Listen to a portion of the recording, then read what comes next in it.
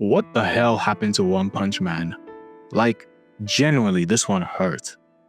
The only other failure that hurt me this much was Tokyo Ghoul and Promise Neverland. And I know everyone watching this video shares the same sentiment. So, let's go. One Punch Man Season 3 was extremely anticipated.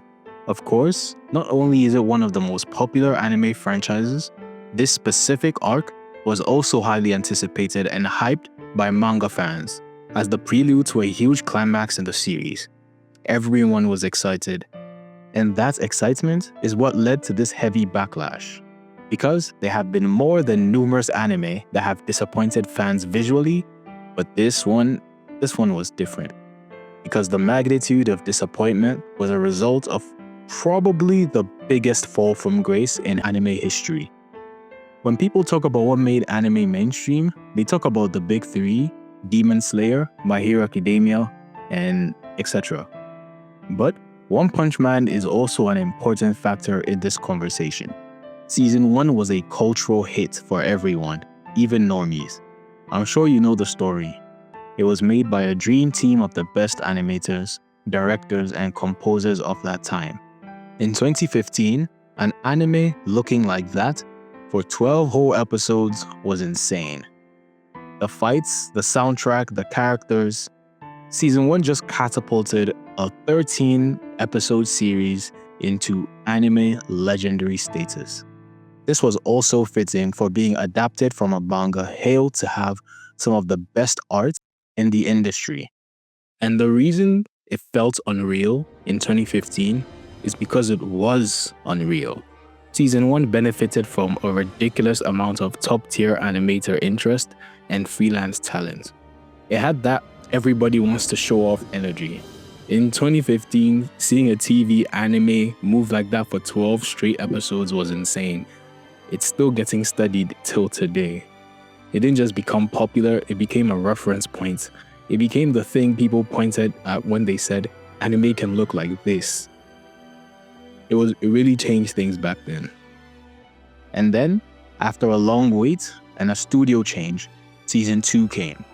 Season 2 was met with a wave of disappointment. The noticeable decline in quality was hard to ignore. Even though animation-wise it had some good episodes and fights, which honestly saved it from the extreme backlash, it was still met with great disappointment from fans. However, there was still hope. Years after Season 2 released, there were multiple rumors that One Punch Man Season 3 would be taken over by MAPPA. These rumors ended up being untrue, of course. However, this going as viral as it did was proof that fans hadn't given up on this series yet. It was also proof of fans wanting Season 3 to once again reach the heights of Season 1, as MAPPA was known for having incredible animation. And it was possible. After 2015, the anime industry proved it could release entire seasons of insane quality. Solo Leveling, Jujutsu Kaisen, Mushoku Tensei. So, this time, One Punch Man didn't need a dream team. It just needed a studio that respected the IP. Unfortunately, now we're in the present, and Season 3 is over, and I, as well as everyone, can say this did not happen. The same Studio JC staff made Season 3, and just 2 episodes in, it was received with abysmal reception. The animation was not only a downgrade, it was just objectively bad. Insane amounts of still frames, slideshow style, animation mistakes that make my brain hurt, like the one that they accidentally drew a male character female, character designs that look like they were sketched in a rush, and all the hype moments butchered. This was a mess. People started calling it One Frame Man, mocking the amounts of static shots and limited motion. And then the conversation got uglier because the director, Shinpei Nagai, ended up addressing fan reaction publicly and later deleted his social media after harassment and rage-bait dogpiling, which is unfortunate. People really do too much sometimes. Not only was this a disgrace to Season 1, it was a disgrace to the manga and even the original web novel, which has infinitely more charm than whatever the fuck this was. You know, it's bad when the only episode that got a bit of praise was only decently animated in the grand scheme of things. It was so bad, some speculated it was done with AI because they couldn't believe humans could create such, excuse my language, future trash. Unfortunately, no. It wasn't AI, it was the fault of the people who usually ruin our shit. Executives, rich people at the top who don't have a shred of love for anime, but sure do love the money it makes. Now, there isn't explicit proof of this, but it's pretty obvious that this has been a known problem in the anime industry. It's simply insane that after 6 years, this was the best they could do. JC Staff isn't by any means the best studio, but this is way below its level of usual quality. And here's an answer to this question of 6 years.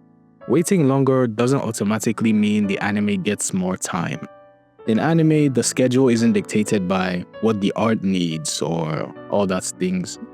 It's dedicated by business, release windows, marketing, deals, streaming, committees that want the next wave of merch, manga boosts. Like there's so many things involved now. It's more than just art. And season 3 was a huge streaming rollout situation.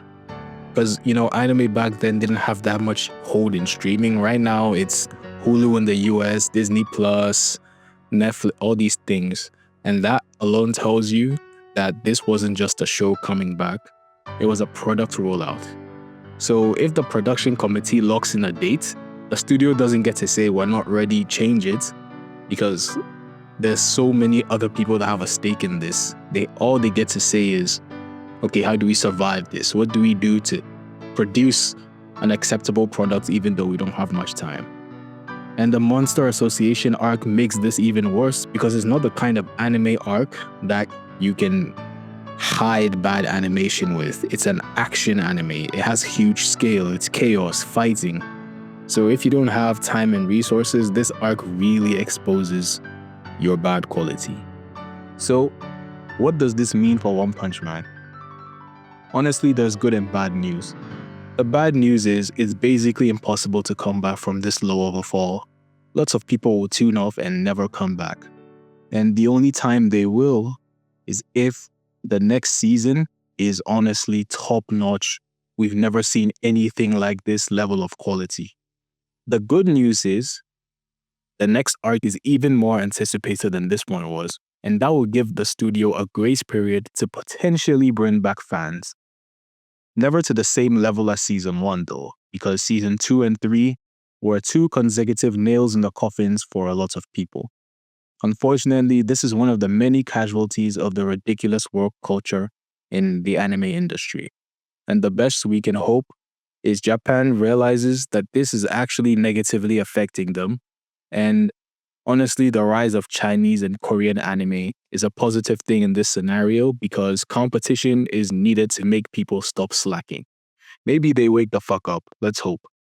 This ends.